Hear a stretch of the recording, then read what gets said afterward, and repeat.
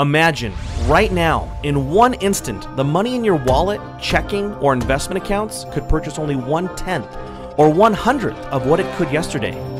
How would your life be affected? Could this even realistically happen? Well, who is in control of your money and how the US dollar works? Not you. Did you decide in 2008 to help bail out large failing banks? Probably not. But your government did. Did you notice how prices rose for gas and food after this? Our crisis was witnessed by the world, by our creditors, yet our government borrowed more money and the Federal Reserve printed more dollars. All of these events changed the value of each dollar you have. At any moment, another event could happen that changes the value of these dollars more dramatically. So how can you protect yourself? You may have been told to store wealth in real estate or gold and silver. These are good places to store wealth, but you cannot buy groceries or goods directly with these assets because they aren't currency. You can't transfer their value easily or efficiently for real-world transactions. There is a form of currency that does not deal in dollars, and that is actually inflation-proof. It is the banker's worst fear.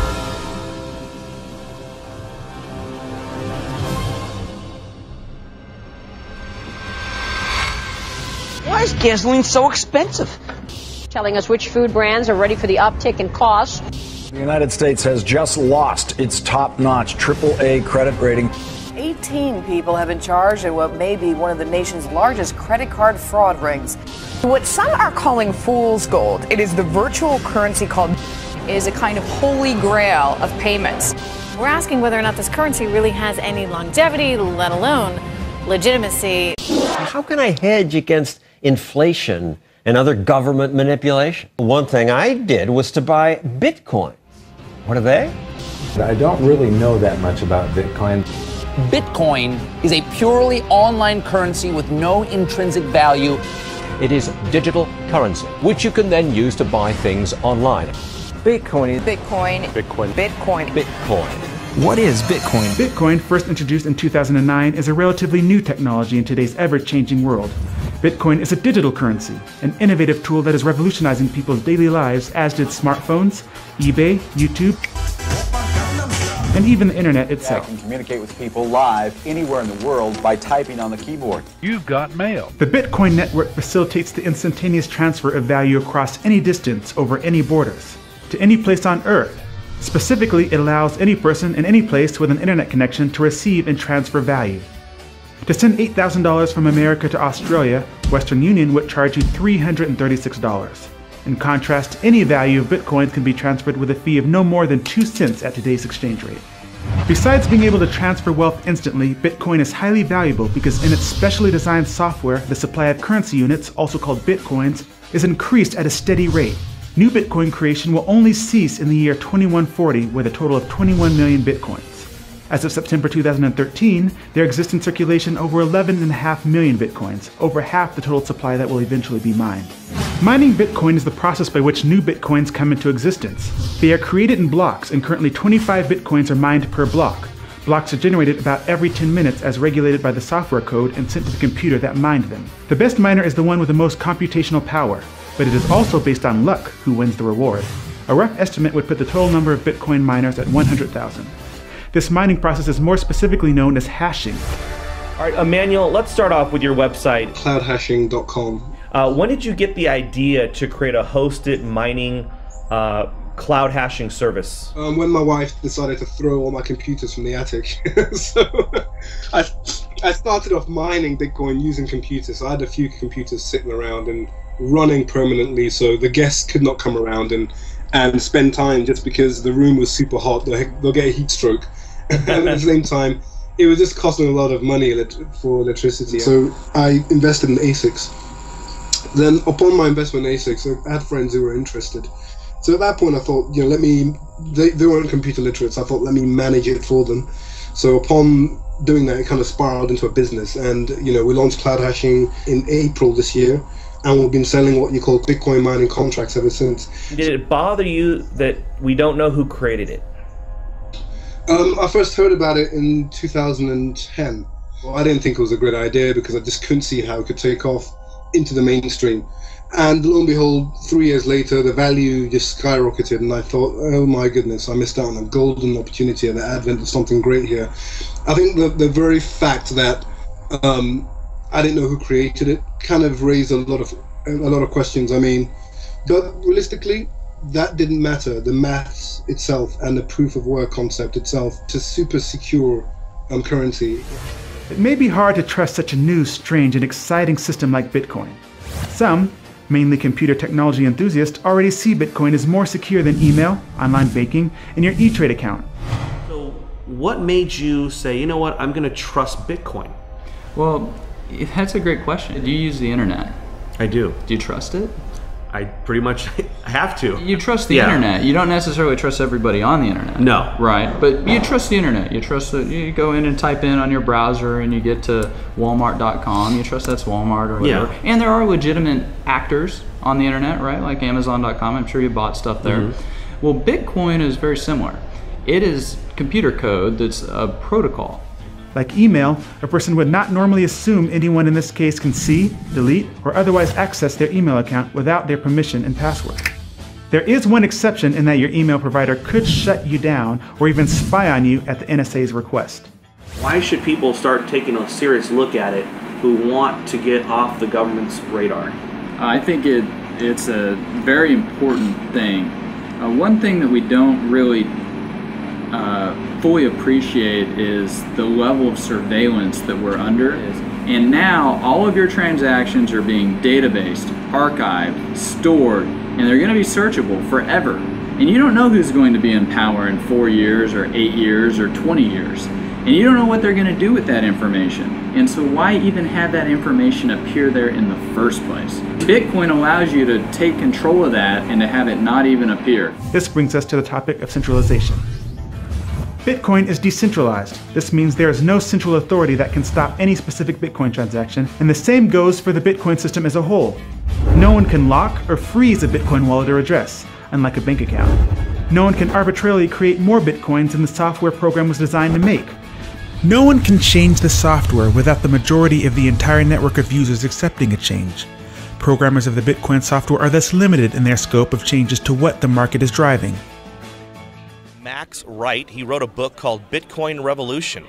A lot of people are fearful that the government's going to attack it. With regards to resisting government violence, I think Bitcoin is a really, really unique, to me it's a unique currency in all of history. It's never happened before. So and the analogy that Bitcoin advocates use is with regards to Napster. We all know Napster was a great file sharing tool, but it was run out of a central server in a company. There was a CEO to harass, there was a company to harass, and the government can send in men with guns and force them to unplug the server. Service is over. Bitcoin, in the same way BitTorrent solved the problem for Napster, it was decentralized and there was no one to harass. There's no you have to put a policeman in every bedroom in every house in the country or the planet to bring down BitTorrent. So too with Bitcoin. There is no one to harass. There is no CEO. It is a distributed peer-to-peer network that authorizes and guarantees the sanctity of the network. And so for that reason, it is incredibly resilient to violence. And I find it very, very interesting that at a time when we're going to, my expectation is we're going to go through a currency crisis and currency wars like we've never seen before. I'm here with Jim Rickards. He's the author of Currency Wars. I'll just throw it out there. Bitcoin, what are your thoughts? One of my least favorite topics, because I'm very skeptical of Bitcoin, but I've actually read the technical papers. I've spoken to a lot of people about it. It is cool technology. It's good encryption, the blockchain method of validating, the fact that it's decentralized and dispersed. You can fire a drone missile at a Bitcoin server and it doesn't matter because there's another one over here that's got the blockchain and they can validate. So I understand all that. It's cool stuff and it does attract libertarians and it does attract technophiles. Now that you know what Bitcoin is, you should recognize how digital currency is a threat to the current banking system and institutions. In 2008, bankers profited from the very financial crisis that they created. Imagine you had the opportunity to not participate in a government-monopolized currency system. Bitcoin can be your way out of the corruption. The banks will hate it, but they can't stop it. Bitcoin can solve a multitude of problems. Firstly, inflation. Our current money supply continually grows because it is based on debt and continual government overspending. The US money supply has actually multiplied over 10,000 times in the past 200 years. This explains why purchasing power has significantly lowered. why Coke in 1959 cost a nickel and is now about 20 times that. The supply of bitcoins has only increased at a specific rate that won't change. This means that it is inflation-proof. Bitcoin also prevents theft. If you hold cash, not only would you worry about someone stealing your wallet, but the government has been known to confiscate cash at airports and during police stops. Had an encounter with the TSA, the Transportation Safety Administration, in which they not only wanted to know who he was, who did he work for, how did he get the money that he had on him, and what did he plan on doing with that money? $4,700? Yes, sir. Why do you have all this money? Back in 2012, Mishra's friends, Rajesh and Marina Derry, were driving her cash across country when Nebraska state troopers booked them for speeding. Officers then got permission to search the car. In the back, they found 2 bags filled with cash and arrested the Derrys, believing the money was ill-gotten. You cannot steal bitcoins in a Bitcoin wallet without knowing someone's password. You can copy and store your wallet in an unlimited number of locations and access it from anywhere with internet access, just like email. With Bitcoin, it is much easier to move your money, as we noted earlier. It's also easier to keep your transaction private should you want to remain anonymous from your peers or even the government. Your name is not connected to your Bitcoin address unless you choose to through a third-party service that uses Bitcoin. The government would need to know and control the entire internet to track or stop Bitcoin payments. Lastly, a great benefit for Bitcoin is the ease of starting your own business. You can set up a Bitcoin address to receive money for products or services within seconds, versus trying to comply with all your country's regulations, creating a bank account, etc. You also don't have to worry about fraudulent payments because Bitcoin transactions are irreversible. Your business would not have to pay large fees to credit card companies either. A customer can simply use a cell phone app to send payments to you if your business has a storefront, like a bar or a restaurant. Bitcoin is already accepted on many online websites for products and services including freelance work, donations to organizations, pizza shops, auctions, electronics, web hosting, domain registration, file storage, gambling, music, clothing, graphic design, and even some massive retail outlets like bitcoinstore.com. Alright, I'm going to go to the Bitcoin store, I'm going to purchase a laptop, and I want to show you guys just how easy this is to do. You can have a lot of items on here, but we're going to pick laptops because that's what we need. But you can see you have a lot of different things you can buy: digital camera, desktop PC, webcams, all kinds of stuff you can also search for. But we're looking for a new laptop. And you can see this is just like going to any other store that would accept US dollars. We've got this notebook here, we can add to cart.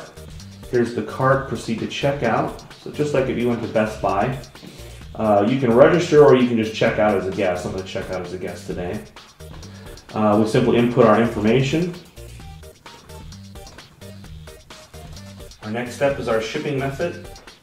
The payment method is going to be Bitcoin. Place order.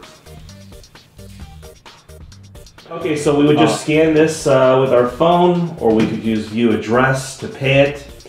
And once you do that, you input that into your Bitcoin wallet, and the transaction is complete. Today is September 22nd, so I guess we'll see how fast they ship it out. Wow, so it's only been 2 days. Free shipping. We ordered it on the 22nd of September, and we received it on the 24th. You've got all your accessories, brand new. Yeah, same price as Amazon. I didn't pay anything extra for it. It's perfect. That was easy. Let's see what else I can do with Bitcoin. All right, so I'm on bitmit.net and I'm going to sell my old TV. A lot of my friends and stuff were giving me crap, so I ended up getting this new TV. I've had this TV for, gosh, 10 years now. It's a 62-inch. Sweetheart, some Africans from Ghana want to buy our TV with Bitcoin. Over 1,000 people attended the Bitcoin conference in San Jose, May 2013. The Bitcoin Forum has over 100,000 members discussing Bitcoin. Payment processor BitPay currently has thousands of merchants using their services to accept Bitcoin payments on their websites. As of September 2013, the value of Bitcoins created has reached $1.5 billion as determined by the free market. Bitcoin seems to be growing at a rapid rate, maybe even outpacing the government's ability to regulate it. When the Financial Crimes Enforcement Network of the Department of the U.S. Treasury announced that virtual currencies are subject to the same rules as other currencies, the price didn't crash. In fact, it went up from there, as if attempts to regulate Bitcoin don't matter. This idea that somehow you know, you're escaping government scrutiny or you're outside the government matrix or whatever. It's just not true. Mt. Gox was you know, attacked by the government. Of course, the Silk Road, now arrests have been made. So the government's watching everything you do. So there were a lot of exchange popping up, and they started getting hammered. And I mean, with all the laws and banks closing their accounts and stuff like that, and that made it difficult. But then in comes local Bitcoins. They let people, individuals, advertise whether they want to buy or sell, and those individuals hook up with each other. And that's making it a lot easier. Buying Bitcoin is getting easier. Selling it, I guess, is getting easier too. There's no reason in the world that a privately issued currency couldn't be issued and serve maybe even better, because it's totally beyond the temptation of politicians to start meddling with the rules. It's beyond the reach of political temptation. Now, picture a world where you are in control of your money, where you're free to spend any amount, small or large, anywhere in the world, and your identity is safe. Your money cannot be diluted by government creating it out of nothing and then giving it away to banks, special interests, towards wars, or in foreign aid. You can help stop selfish banking interests. You can shape your destiny. And we don't even have to end the current system. We just merely need to bypass it.